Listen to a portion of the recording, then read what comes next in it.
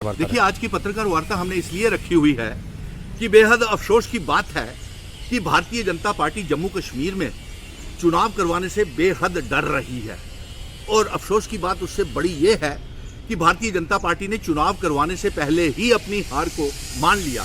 जिस तरीके से देखा कि जम्मू कश्मीर में पंचायतों के, अर्बन लोकल बॉडीज़ के और कॉरपोरेशंस के चुनाव और डीडीसी के चुनाव करवाने के लिए पहले ऐलान किया गया और चुनाव आयोग ने तैयारी कर ली थी सारी।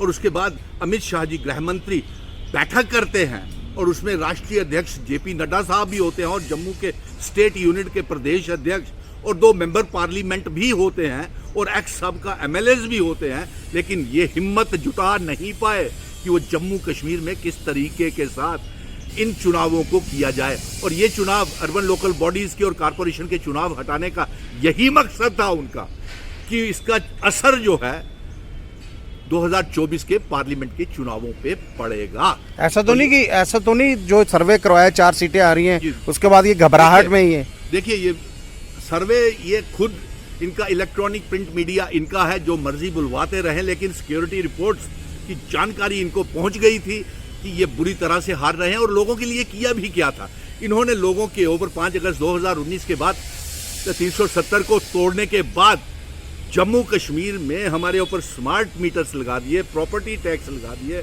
माइनिंग माफिया आ गया, लिक्वर माफिया आ गया, हमारी रेत बजरी पहाड़ बेच दिए, हमारे 30 लाख बेरोजगार नौजवान हो गए जो इनके दफ्तरों के बाहर लाठीचार्ज और डंडों के शिकार होते रहे, उन्हें जेलों में बंद कर दिया। इनके रिपोर्ट कार्ड में कुछ देने के लिए तो था ही नहीं और वो साफ जाहिर हो गया।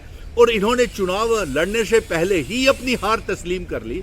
और 2024 में मैं इनको बता दूं कि एक भी पार्लियामेंट की सीट इनको नहीं मिलने वाली है। लेकिन आज की पत्रकार वार्ता के माध्यम से मैं तमाम पॉलिटिकल पार्टीज को ये कहूंगा, चाहे वो नेशनल कॉन्फ्रेंस है, कांग्रेस है, पीडीपी है, अपनी पार्टी है, जम्मू के संगठन है, कश्मीर के संगठन है, अवामी नेशनल कॉन्फ्रेंस है, और भी जितने जम्मू के संगठन और कश्मीर के संगठन है, वो सभी एक प्लेटफार्म के ऊपर आ जाएं ताकि हम जमहूरियत तो लौटा सकें।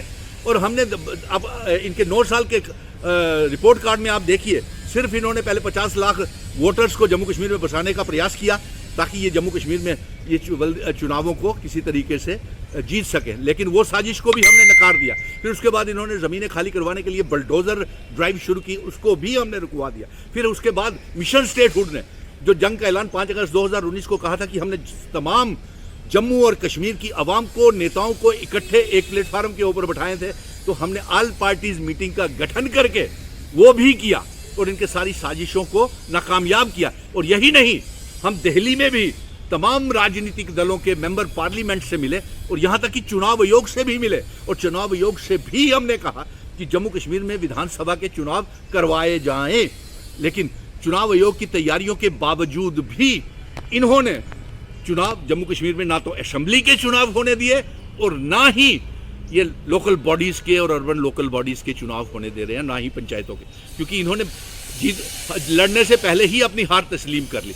और हम अपना रिपोर्ट कार्ड आपको बता दिया। और इसीलिए मैं तमाम पॉलिटिकल पार्टी से अपील करूंगा कि एक प्लेटफार्म के ऊपर आ जाए, चाहे वो कांग्रेस है, नेशनल कॉन्फ्रेंस है, पीडीपी है, अपनी पार्टी है, जम्मू कश्मीर अवामी नेशनल कॉन्फ्रेंस है, जम्मू के संगठन है, कश्मीर के संगठन है, जो भी लोग इन चुनावों में हिस्सा लेना चाहते हैं, सभी एक मंच के ऊपर आ जाए।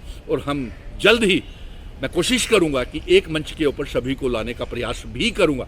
और इसके साथ साथ मुबारक की बात है कि हमने जो पिटीशंस दायर की थी सुप्रीम कोर्ट में, उसका फैसला अक्टूबर महीने में आ रहा है।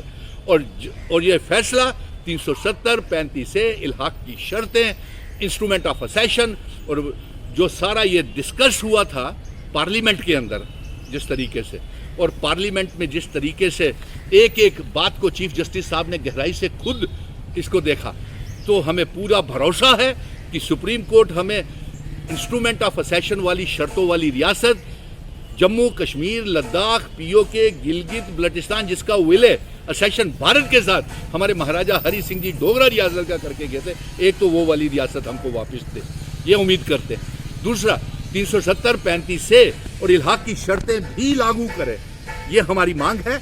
और साथ में आपने देखा कि इन्होंने सुप्रीम कोर्ट को भी झूठ बोला, वहाँ भी हल्फनामे इन्होंने झूठे दायर किए।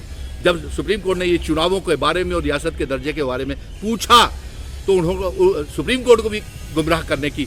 लेकिन आज की यही पत्रकार वार्ता है कि मुबारक ये है कि जो पिटीशंस हमने ज़ोरदार तरीके से सड़कों से लेकर के जंग सुप्रीम कोर्ट तक लड़ी है, उसका फैसला किसी भी समय अक्टूबर महीने में आ रहा है। मुबारक है आप लोगों को और पत्रकारों को भी जिन्होंने हमारे साथ इस जंग में शामिल रहे। और उसके बाद भारतीय जनता पार्टी ने चुनाव लड़ने से पहले ही अपनी हार मान ली और 2024 के पार्लियामेंट के चुनावों में और विधानसभा के चुनावों में भी यही हाल इनका होने वाला है।